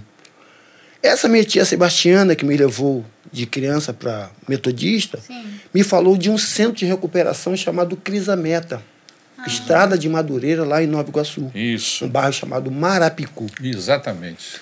E aí, nesse centro de recuperação, eu fui para conhecer, mas também pensando numa fuga, né? Porque para se esconder, né? não posso para casa da minha mãe. Para ficar e aí, protegido. me falou centro de recuperação, eu fui para conhecer esse centro de recuperação, e lá eu tive realmente um encontro real e pessoal com Jesus. Com Jesus. Olha aí. Porque lá é um lugar simples, mas que tinha 4 cultos diários, né? 2 de manhã, uma tarde e uma de noite. E... Ou vai ou vai. Louvor e palavra de Deus. E qual era a refeição que era servida nos cafés da manhã lá? Angu. Angu. Geralmente essas casas são carentes. Então é uma forma de desintoxicar. Também? Serve como uma forma para poder limpar. Desintoxicante? Eu não sabia. O angu Interessante. E eles serviam justamente angu. Era Edmilson, né? Edmilson Ribeiro. E aí a Cristina começou a me visitar lá, no centro de recuperação, e eu comecei também lá a participar dos cultos e liderar uma fase que era dos rapazes, me envolver como liderança do louvor, sendo que a Cristina estava muito... Então, o fato de você ter ido para lá, você ficou quantos meses lá? Fiquei 8 meses. 8 meses. Nesses 8 meses você recebeu palavra de Deus, oração. Tudo. E acabou te dando um norte? Foi desenvolvendo uma liderança no louvor. No louvor lá, né? E participar com testemunho, que o Edmilson Ribeiro me chamava para dar testemunho, né? da onde Deus tinha me tirado.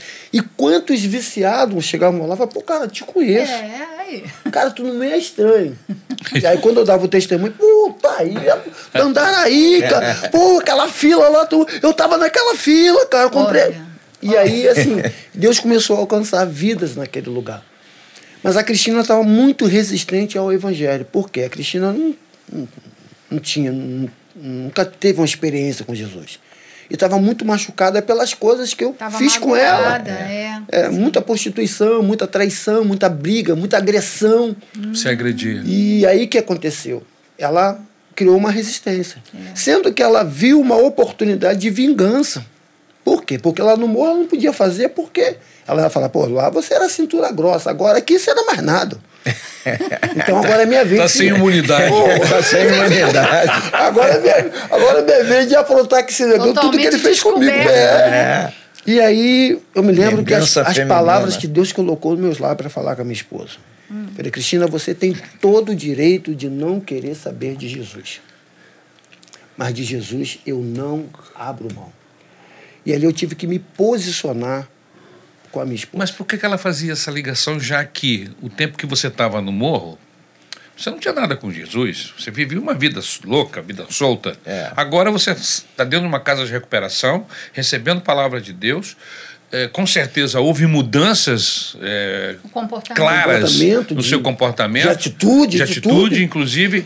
Por que essa resistência? É porque, assim, ela estava muito ferida com as coisas que eu tinha feito com ela no passado. Ela não acreditava que você poderia mudar? Na verdade, ela queria se vingar.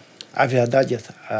A intenção dela, o que o inimigo plantou na mente, no coração dela. A mágoa, né? Se vinga dele. Tudo que ele fez com você, agora é a tua chance. E ela absorveu isso e trouxe isso para mim. Sendo que a minha atitude, a minha resposta para ela, assim, foi de um posicionamento de não querer abrir mão, que eu falei para ela que eu não abriria a mão de Jesus. E isso, então, impactou a vida dela. E aí, com 7 meses que eu estava lá, eu comecei a orar a Deus porque eu queria voltar no Andaraí. Porque os traficantes, eles duvidavam da minha conversão. Ele achava que eu estava ali como 7-1. Ei, Jorge, é crente nada. Eles sabiam que você tinha estado na casa de recuperação? A Aninha, ela ia me visitar no centro de recuperação. E ela morava lá no morro. Ela voltou para o morro nessa época? Não, minha sogra morava. Ah, sua sogra. Embora, e minha sogra continuou morando lá. Eu estou confundindo com a sua... Sendo que ela ia me visitar no centro de recuperação e trazia notícia dos caras. E ela ainda não tinha se convertido. Ela chegava lá, fulano mandou um abraço para você, fulano falou que você está de 7-1, que você é 7, que você está de engano. E eu falei, o tempo é o melhor remédio. O tempo vai dizer tudo.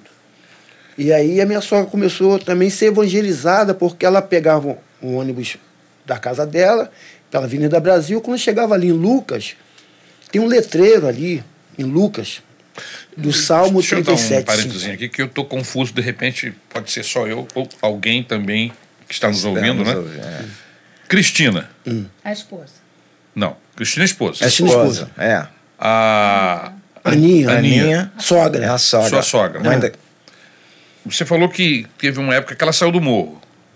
Foi morar em Auma. Quem saiu foi a mãe. Minha mãe sai sua mãe. Minha mãe sai do morro primeiro, vai morar em Auma. Isso. E aí depois de Auma ela vai para Guadalupe. A confusão é minha. E aí, depois a Cristina vai morar com a minha mãe em Guadalupe. Isso. E a Aninha continua no morro. Eu saio do Andaraí, vou para esse centro de recuperação, né? E Cristina morando com a minha mãe em Guadalupe. E a Aninha ainda no morro. Sendo que a Aninha ia me visitar no centro de recuperação. E levava notícia do morro. E chegava a notícia do morro. E eu falava para ela, e ela começava a falar, não. E aí eu comecei a pedir ao Senhor uma oportunidade de voltar no Andaraí. E você para testemunhar. Sim, para eles verem a transformação que Deus havia feito na minha vida. E você foi? E fui. E cheguei lá, assim, para a glória de Deus, as pessoas... De Bíblia na mão? Bíblia na mão. Roupa de... E terno. Como é que foi a chegada no pé do morro? Foi uma festa. Porque, eles te receberam bem. Muito bem. E os moradores, até hoje, quando eu vou lá, eu sou muito bem recebido, porque pelas coisas que eu fazia de melhoria na comunidade. Cesta básica. Então, assim, aquelas coisas que o traficante gosta de fazer, de social. Sim. Então, isso marcou muito a minha vida. Então, eu fiz questão de ir lá na boca de fumo, preguei o evangelho para eles. É mesmo? Falei, olha, essas armas que vocês estão na mão aí, todas elas são falhas. Aí pude levantar a Bíblia, mas essa glória arma a Deus, aqui não falha. que legal. E aí pude orar por eles lá. E um outro episódio que lá tinha um baile funk, eles pararam o baile funk para que eu pudesse orar no baile funk. Então, tudo isso eu comecei a testemunhar o poder transformador que Deus pode fazer na vida de uma pessoa. Você tem notícia se deu fruto em alguma Deu. pessoa? Hoje eu tenho vários. Que se converteram? Eu tenho o pastor Rinaldo, que é meu filho na fé.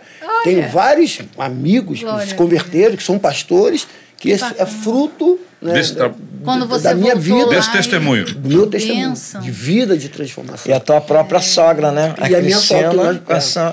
Porque esse nosso posicionamento, aí a minha sogra ia me visitar, passava pela Brasil, via lá, entrega o teu caminho ao Senhor, confia nele e tudo mais ele fará. Sim. Salmo 37:5. Sim. E aí aquilo começou a falar o coração da minha sogra. Nessa inscrição? Avenida Brasil, ali. Ali no R. Pintado no muro. O Ellen, lógico, convertido a Jesus, ele mandou escrever no muro, aquilo ficou escrito lá durante anos e anos. Mas eu imagino quantas pessoas também se converteram só de ler. Porque eram aquelas letras, né? Garrafais ali, chamativas. Ou então, assim, foi Foi a Cristina? Com a minha sogra. A minha sogra. Com a minha. E aí ela começa a nos visitar com mais frequência.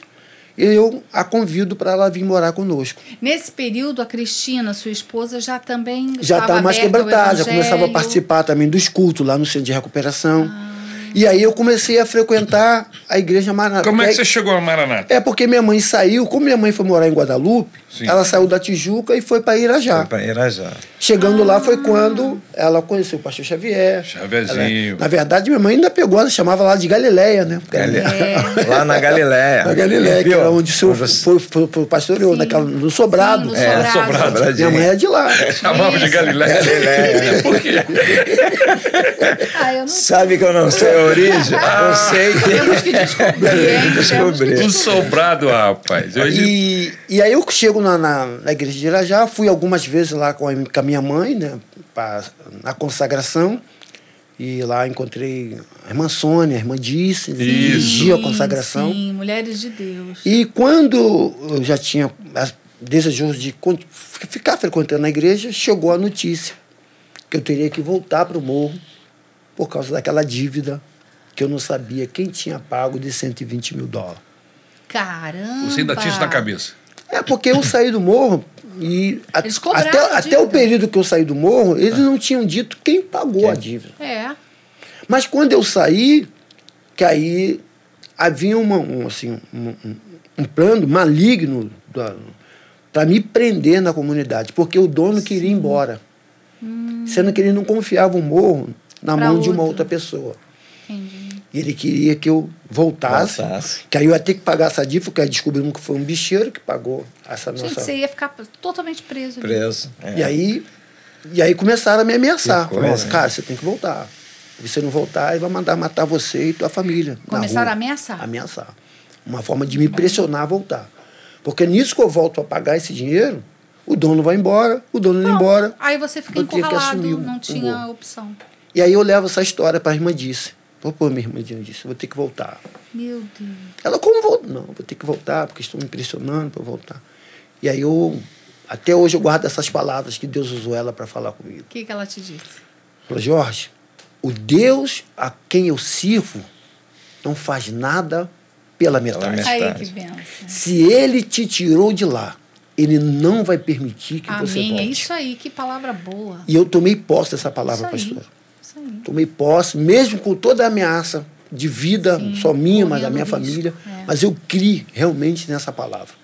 Foi quando os bicheiros foram presos, né? A Denise mandou prender os bicheiros, e aí foram visitar esse bicheiro.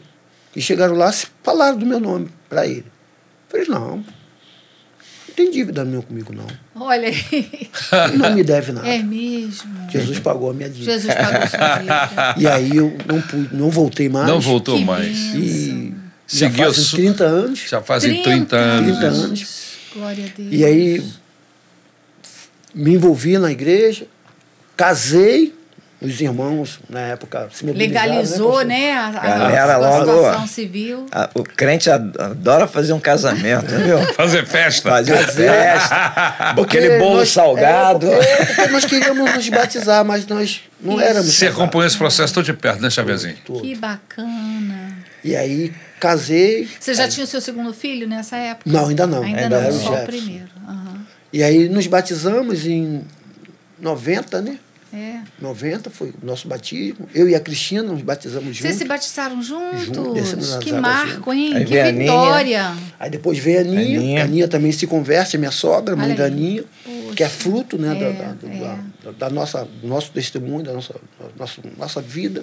E a música aí, entre vocês aí? Mas espera aí. Calma Ainda aí. não, né? Calma aí. Eu bati a curiosidade Ela aqui. tá doida. 93, eu tô chegando Em em Irajá. Eu e Isso. você. É. Tô chegando em Irajá. Você tava lá. Quando o senhor estava saindo, eu estava chegando. Não, a gente chegou em Irajá em 92. 92. Não, Isabel. Sim, Em 90, nós ficamos 2 anos em Copacabana. foi. Então, o rodízio 92. acontecia de 2 em 2 anos na época. Aí chegamos A gente no chegou ano em de 93, fiquei um janeiro. ano e meio lá. É. Isso. E aí o Xavierzinho Depois entra... foi levantado como pastor da igreja, eu saí e vim para Vila Isabel. Isso mesmo, Entendeu? é verdade. Mas aí você, por isso que eu não estou me lembrando, você estava chegando, eu estava estava saindo. Quando eu estava chegando na Você igreja, estava o senhor saindo. estava saindo. Aí o pastor Xavier, Aí o Xavier recebeu. acompanhou esse processo Acompanhei. todo de libertação. de libertação, É. de conversão. E que em relação à droga, por exemplo, você disse há pouco que você era viciado em maconha. E assim, Você conseguiu a libertação no total morro. lá no... No morro. Ah, é? Deus me libertou da maconha no morro, no tráfico ainda. Eu fumava aproximadamente, acho que uns 20 a 30 baseados de maconha por dia. Olha. Era muito. assim, eu pagava as crianças da comunidade para catar seda para mim na rua. As crianças iam lá, catavam aquela seda do cigarro, trazia para mim. Seda do cigarro. Porque a maconha era enrolada Embalada naquela sedinha. na seda do cigarro. Aquele papel laminoso fica dentro do maço de cigarro. Sim. Então tirava aquele papel de dentro do maço de cigarro, enrolava, botava a maconha ali, enrolava e fumava maconha. Eu andava com um trabete de meio quilo de maconha. Caramba. Assim, e um belo dia o Senhor, eu acordei e falei, a partir de hoje eu não fumo mais maconha. Os caras piraram. Porque eu é que fornecia maconha. É. A minha embalação, os moradores que fumavam maconha, eu passava e dava maconha para todo mundo fumar. E aí eu pego aquela tabete de maconha e distribuo na boca e falo, ó, não fumo mais maconha. E eles, não acredito, tu não pode parar de fumar maconha. Eu falei, não fumo mais. Você tomou a decisão e não tomou e não voltou atrás? Não. E não sentiu necessidade? Como é que foi isso? Eles apertavam o baseado, jogavam fumaça na minha cara, porque eles não queriam que eu parasse de fumar. Meu filho tinha uma mãe orando. É, Tinha uma mãe é de isso aí. joelho. Tinha uma mãe de Assim, joelho. é uma coisa, assim, Glória a Deus. poder Sobrenatural. de Deus. Porque, Sobrenatural. assim, nada me impedia. Eu tinha maconha. À vontade. A hora que eu queria, eu distribuí e falei que não fumaria mais. E não fumei. A partir daquele dia, eu nunca mais botei um cigarro de Deus maconha. com propósito na sua Tá. vida. Agora vem a pergunta da Isabel, que isso aí dá um salto, né? É. Como é que vem essa música? Apesar de que você já estava sendo Já, treinado sem saber É, lá no Deus estava centro de recuperação. preparando, é. Eu falo que ó, tem uma música do pastor Paulo que ela faz parte da minha trajetória, né? Que ela diz, dores e mágoas caminham comigo. Dores e mágoas caminham comigo. Linda Mas música. mesmo nas lutas Eu posso cantar. pois tenho um tesouro. Meu Deus Está está vivo. Está vivo. Eu já decidi. Eu decidi isso. Amém. Eu fiz essa decisão de viver para Deus. Amém. E aí comecei a me envolver com o grupo Jeová, na época, né, pastor? O grupo Jeová é um grupo teatral que tinha na nossa igreja. Né? Jeová, te me lembro. Que aí saíamos João pra- Luiz João Santolim, Luiz, lembra? Legal. Isso. E aí nós íamos Yara fazer. participava Agora, comecei- É. o Labaredas, ele surge, se eu não estou enganado, quem estava pastoreando lá, me corrija se eu estiver errado, era o pastor George? George. George, ele ajudou. ele ajudou. Eu me lembro do George No nome do grupo. Do George Foi. fazendo propaganda desse grupo aí. Nós temos um grupo lá de pagode muito bacana, falando na reunião de pastores O aqui. pessoal falava pra God. Ele ajudou no nome do grupo, porque a gente estava em dúvida em qual nome colocar. E ele, Grupo Labareda de Fogo. Labareda, isso Aí, falei, tá aí. O pastor Então, batizou. tá perfeito, porque pega Assim, fogo e pra mesmo. gente foi uma surpresa vindo do Vindo pastor dele. Jorge. porque o Jorge era o... Pô, se fosse o pastor Davi, porra, tá em casa, né? Tá todo mundo em casa, mas o pastor Jéssica, Jorge, tá todo. E assim, foi muito bom. E dali pra lá eu comecei a me envolver. Assim, eu lembro que aí a Maranata foi me dando. Eu louvo a Deus pela igreja Maranata, porque foi uma igreja que me abraçou. Amém. Assim, não teve nenhum tipo de resistência, porque, imagine, a igreja sabia que chegou um rapaz aí com a família dele, o cara era barra pesada, o cara era traficante, pode colocar nossa vida aqui em risco. Mas não, fui abraçado literalmente pela igreja. Amém. E a igreja me Glória apoiou a assim, de uma Jesus. maneira muito especial. E foi me dando uma oportunidade de crescimento. Que aí depois eu me tornei primeiro professor da escola bíblica dominical. E aí depois fui para o Ministério de Louvor, na época o Paulão me deu a oportunidade. Paulão saiu. Paulão já é pastor, né? Pastor. Me indicou para ficar no lugar dele, na liderança. É. E aí eu assumi a liderança, na época do pastor George. E veio o grupo Labareda. E aí Deus foi... Interessante que eu vejo, Jorjão, que você tem a questão da liderança nata. Isso é nato em você.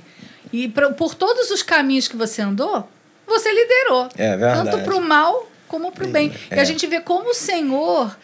que nos capacita com os talentos, os dons da nossa vida, como Ele quer canalizar para o propósito dEle, para o bem. E hoje você é um líder, é uma bênção na mão do Senhor. É verdade. Né? Antes você estava usando esse talento de liderança para as coisas erradas, para né? as coisas erradas. Mas é interessante essa sua característica, é uma característica pessoal. E o interessante é que o Labaredas é formado por ele. Isso, a sogra. A sogra. Transformada. Aninha. A esposa. A esposa. A esposa também. Vocês três que vieram do mesmo processo, vamos dizer assim. Tem Os meninos hoje. Os seus filhos o Jefferson, também. O Jefferson e o Jonathan. E o Também Jonathan. estão... O Jefferson chegou um período que ele era o baterista, né? Que não tinha um baterista, e o Jefferson passou a ser baterista. Eu costumo dizer, quando nós vamos fazer louvar o Senhor em algum lugar, falar, não, tudo que não prestar, vocês estão vendo aqui. Porque onde abundou o pecado, superabundou a graça de Deus. E o som de vocês é muito contagiante. Não dá pra gente ficar parado, né? Nem que seja o pezinho. Não dá. É muito gostoso. E os componentes são tudo pessoas que tiveram um encontro Uma experiência transformadora. Forte. Teve o Paulinho. Depois, antes, né? É verdade. Que é pastor hoje. O Labareda, da primeira formação, a maioria deles são todos pastores. Que é o Wallace é pastor, o Paulinho é pastor. Tudo Nelson tudo é o era lá de pastor. Irajá. Você é evangelista da igreja. Sou evangelista. Ele é evangelista. Todos esses eram lá de Irajá. Tudo pastores. Hoje, pregando em algum lugar. Pastor Aí. Irinaldo, Nelson, Paulinho, Wallace, João da Que Leia, coisa, Paulo. Que bênção. Tudo pastores Que formados. coisa. Que bênção. E assim, e o grupo, nós vamos completar agora 25 anos de existência. Né? Somos na segunda formação. E a segunda formação também são pessoas que tiveram a vida transformada, como o Valmir. Valmir era mendigo. Mendigo, bebia garrafa Era de cachaça. mendigo? Ficava caído lá em Rocha Miranda, com as pernas inchadas. Um dia ele adentra lá pela porta da igreja, da nossa igreja, e naquele dia ele é liberto da bebida. Ele entrou bêbado e saiu bom. É mesmo? É um milagre. Ele Hoje está casado, tem um filhinho, Miguel, que toca com a gente, o nosso mascote. O Miguelzinho é um labaredinho. Né, que veio do espiritismo, que também é filho, oriundo também no Naraí, né, era parceiro de maconha, hoje também está liberto com a esposa. Então, Labareda, assim, tem sido bênção Já gravaram vida alguma das coisa? pessoas. Já gravaram um CD? Nós temos um DVD, Um temos DVD. um CD gravado. É. Né? Inclusive, Até o pastor Paulo, né? deu uma força. O Luiz foi gravar lá na nossa igreja. Nós gravamos lá na igreja de Irajá. Já. É mesmo? Ao vivo, é? Pastor Paulo é ao vivo. E se você entrar aí no YouTube, você vai ver Grupo Labareda de Fogo, nós temos mais de 5 milhões de visualizações. No YouTube? Aí, ó. Labareda de Fogo. Quem quiser ver. Pode botar aí, acessar. Como é que acessa? É só colocar Você Labareda? bota Grupo Labareda de Fogo. Vai aparecer logo O grupo. Todo mundo de lilás, né, terno. Vem cá, vocês nunca botaram isso em outras... Não colocaram essas músicas em outras plataformas, como Spotify? Porque é pago para colocar? Não, né? É pago, né? É. Não é pago. Porque na época, até o Daniel, nós não tivemos essa orientação. Até mesmo as músicas que nós cantávamos, algumas eram nossas, né? De autoria pessoal do Paulo, que deu para a gente, né? autoral. Temos uma música do Josias Barbosa, Deixa Deus Agir, Isso. né? Que ele deu para a gente. E tem uns corinhos que nós fizemos uma adaptação, mas nós não tínhamos autorização para poder gravar. Entendi. Então faltou essa orientação para poder disponibilizar nessa. Sim, mas pelo menos as músicas que vocês, que são autorais, enfim, que vocês têm autorização, vocês poderiam colocar nessas plataformas, porque vai entrar lá no meio das outras músicas gospel, né? E as pessoas vão poder acessar e ouvir, né? Verdade. Labareda em qualquer lugar do planeta. Apesar de que já podem fazê-lo através do YouTube. E interessante que, assim, o que nós recebemos de comentários, assim, é muito gratificante, das pessoas que fazem o comentário lá no grupo, né? E de quantas pessoas são abençoadas. Tem muitos testemunhos. Muito testemunho de vida, Que bênção. de transformação. E as pessoas... Agora, pastor, o Jorjão, só queria me lembrei aqui da sua irmã, da Valéria, que se converteu, né? Como é que foi, rapidinho? A minha irmã, assim, foi fruto também da transformação, que ela acompanhou tudo isso de perto, né? Da minha vida lá no tráfico, a minha saída. E aí, quando eu fui, assim, me batizei, ela acompanhou, e depois ela começou a frequentar a igreja de Irajá. E ela começou a trabalhar lá com as crianças, e minha mãe passou um processo muito, assim, dolorido, porque logo assim que ela saiu do morro, ela foi diagnosticada com câncer do útero, e aí ela foi para fazer uma transfusão de sangue lá no Hospital do Fundão, e chegou lá, ela foi contaminada com o sangue do vírus do HIV. E aí, automaticamente, transmitiu para o meu pai. Meu pai, com 2 anos, 3 anos, veio a falecer. Sim. Ela foi curada do câncer de útero, mas ficou com o vírus. Com o vírus do HIV. E aí, tomando aqueles coquetéis, aquela luta com ela. Mas uma coisa que eu louvo a Deus foi a integridade da minha mãe. Mesmo mediante tudo isso, ela tinha alguns motivos para questionar a Deus. Eu nunca vi minha mãe dizendo nada contra Deus. Atribuiu a Deus, Glória a Deus. nenhuma dessa situação. Que bom. É verdade. E logo depois ela voltou o câncer, né, que era metástase, né? Sim. E começou uma batalha muito grande, levando ela para o INCA, né, lá do centro da cidade, depois aqui de Vila Isabel. E eu levei ela para morar comigo, ela ficou comigo.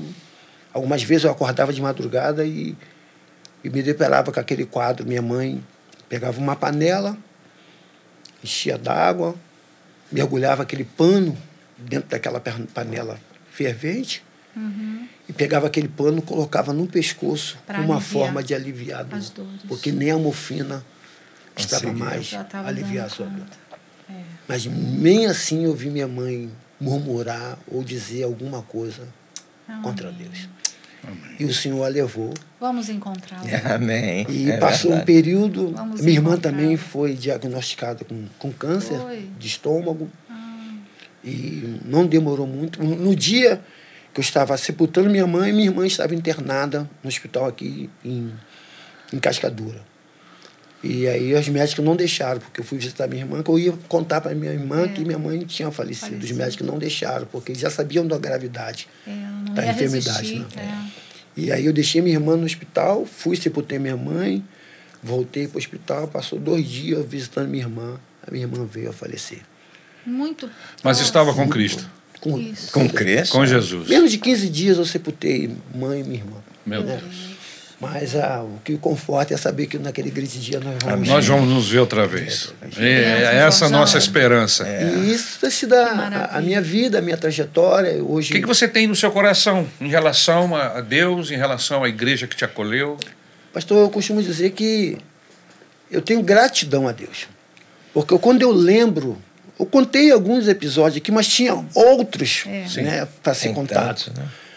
Mas em tudo isso eu vejo a misericórdia e o amor de Deus para com a minha vida. Amém. Sim. Então, se tem uma coisa que eu procuro guardar no meu coração, uma coisa chamada gratidão a Deus. Por Deus ter permitido eu vivenciar e estar aqui para contar. Exatamente. Porque muitos que viveram comigo naquela vida Já não estou mais aí. morreram. e Deus me deu essa oportunidade de viver, de fazer uma escolha errada, de construir a minha casa na areia, né? Mas me deu uma chance de reconstruir agora sobre uma rocha Que chamada bênção. Verdade. Jesus Cristo. E você é uma bênção, Jorjão. Eu louvo Você a Deus. Olha, é um homem doce, É verdade. amoroso, É. carinhoso, gentil, está sempre se colocando à disposição da igreja. Que Sem bênção, dúvida, Jorjão. sem Como dúvida. que o Senhor transforma. Eu me lembro que eu fui doar eu tinha um desejo de fazer um consultório dentário lá no morro. Então eu comprei todo o maquinário para poder botar. Eu era assim, queria fazer obra. E aí, quando eu saí de lá, eu fui para o centro de recuperação, eu lembrei. Aí mandei buscar o maquinário lá. Não, traz para cá para o centro de recuperação. E aí o pastor, até hoje, não botou o maquinário, não sei o que ele fez. Aí os caras, cara, tem que dar. O pastor te deu uma volta. Eu falei, não, cara, deixa para lá. Foi doação. E no dia do meu batismo, eu fui provado no fogo, porque eu comprei um carro, Passat, e mandei reformar o carro todinho. Pensa num carro, banco de couro. Teteia. Um Passat iraquiano na época. Pô, top. Aquele que veio do Iraque. Aí, no dia que o carro saiu da oficina, mandei um rapaz botar o combustível. O cara foi e não voltou mais com o carro. Sumiu com o carro. Olha. Aí eu jurei o cara de mal. Foi a primeira vez que eu jurei. Eu falei, não, tinha um policial. Eu falei, vai na casa da mãe dele, traz ele aqui, porque eu quero ele vivo aqui. Foram na casa da mãe dele, graças a Deus não encontraram. Tô indo no dia do batismo. Quando chega ali no cemitério de Irajá, quem eu que eu vejo com franelinha? Eu tinha uma Kombi, a Kombi cheia de amigos que estavam indo pro meu batismo. Quem eu encontro? Era o cara. O cara do iraquiano. Pastores, quando ele me viu, Ele tremeu. percebi que ele queria correr, mas não tinha perna. Porque ele sumiu do morro. Falei, pô, cara, não vou ver mais esse cara. Dei volta nele. E aí eu saí do carro. Você conheceu o carro? Fui na direção dele. E eu percebendo que ele queria correr. Ele mas conseguia, ele não conseguiu. falou, Mas é morrer. lógico, eu tava Aí eu fui, tremendo. dei um abraço nele. Falei, rapaz, cadê meu carro? Cadê o passado? Cadê o Passat iraquiano? Pô, mestre, com o apelido de mestre, né? Pô, os policiais prenderam, eu estava sem documento, fiquei com medo de ir lá. Aí dei um abraço nele, falei, rapaz, eu sou nova criatura. Ê, E beijo. Deus, então, assim, é isso que a pastora falou, assim, é Deus, né, que faz isso. Deus que muda. mudar, assim, Jorjão, que coração. bênção ter Foi você muito aqui bom. conosco. Muito bom, muito Parabéns, bom. que bênção. Que o Senhor Jesus continue abençoando você, que você continue exalando esse bom aí. cheiro de Cristo dentro da sua verdade. casa, junto aos seus filhos, sua esposa querida, que conheceu as duas faces, Verdade. né? Conheceu antes e agora o depois de que Cristo entrou na sua vida. Então sabe muito bem o que é um homem nas mãos do inimigo e o que é um homem nas mãos de Deus, o que Deus pode fazer através desse homem. Então, parabéns pela grande decisão Valeu. que você tomou, né? De entregar a sua vida para Jesus, mudar a sua vida completamente É verdade. através do poder do Evangelho. Que Deus te abençoe. Pastor Xavier, as considerações finais. Bom, o Jorjão, a Isabel falou que ele é uma bênção e vocês não tiveram ainda a oportunidade de trabalhar com ele verdade, assim diretamente. É isso. E realmente ele é tudo isso. É um homem obediente, é um homem humilde e é apaixonado pela obra de Deus. Amém. Ele tem iniciativa, dinamismo, é uma benção. Eu me sinto muito realizado em tê-lo como auxiliar. Ajudante. Então, Jorjão, parabéns, que Deus te abençoe. Deus abençoe você, Xavier. Muito obrigado por ter vindo compor a nossa mesa aqui. Foi bênção. Amém? Poxa, uma honra para mim, estou me sentindo honrado. Nossa, gostei muito. Que história, Jorjão. Eu já te admirava, sabia alguma coisinha ou outra, mas esses detalhes... E é isso, o Jorjão é esse cara aí. Alegre, verdade. amoroso, né? Sangue bom, gente de Deus. Canta pra caramba, canta muito bem, é uma alegria. Foi muito bom, Glória muito a Deus. obrigada. Eu amei estar aqui nessa mesa. Que bom Eu que você também. veio. Que bom.